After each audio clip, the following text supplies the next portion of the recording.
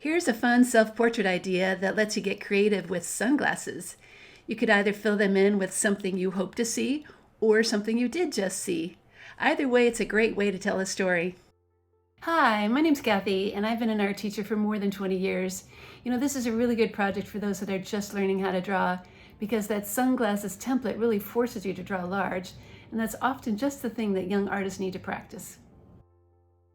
Okay, here are the supplies we need: crayons, marker, and a pencil. There's also a sunglasses template you can print out and a step-by-step tutorial which you can find using the link below. Also, I like to add a center pencil guideline on my paper before I start to draw. It really helps me center that face. Step number 1. This is really easy. We just need to trace those sunglasses so we can see them a little better.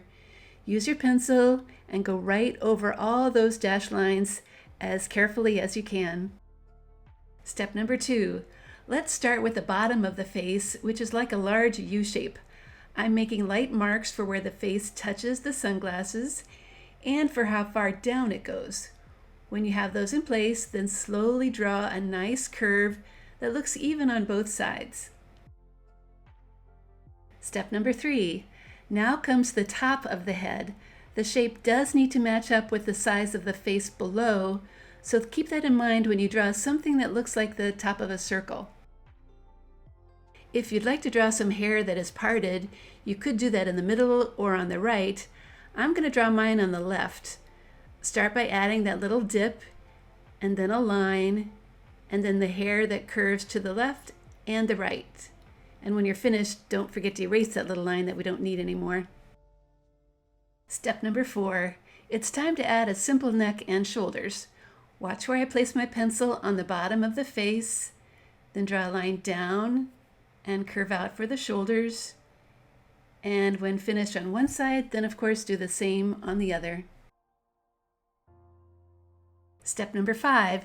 This is pretty easy. It's just adding a neckline to the clothing.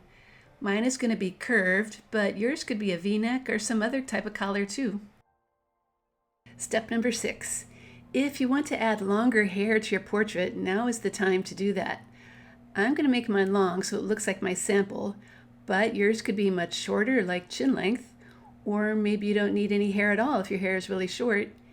If you do have hair coming down in front of your clothes though, be sure to erase any lines inside when you're done.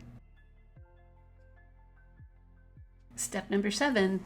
It's time to add a simple nose, and then a mouth that is centered between the nose and the chin. I like to start with a straight line and then add a lip above and below. Step number 8. Okay, here's the fun part, drawing something inside the glasses. As I said earlier, it might be fun to draw something you did just see or something you're hoping to see. The more you use your own imagination, the better your drawing's going to be. I just recommend keeping the shapes simple because those lenses are kind of small. Step number 9.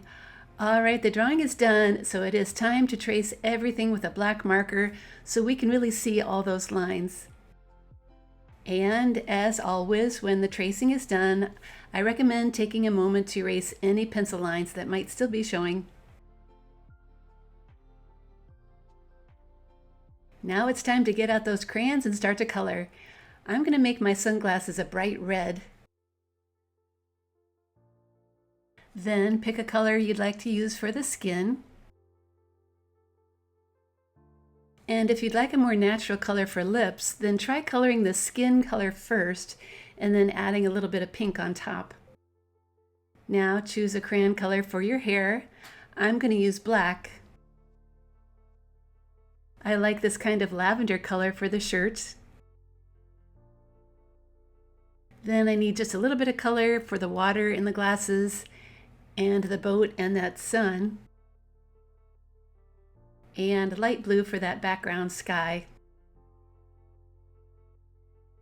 I think I'll use that same blue crayon for the background of my drawing too. Okay then, now here is my finished drawing.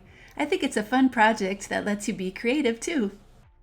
At Art Projects for Kids, you'll find hundreds more projects and portrait lessons, including one for drawing something called a half portrait and a goals portrait. I hope you try those out too, and I hope you keep on drawing.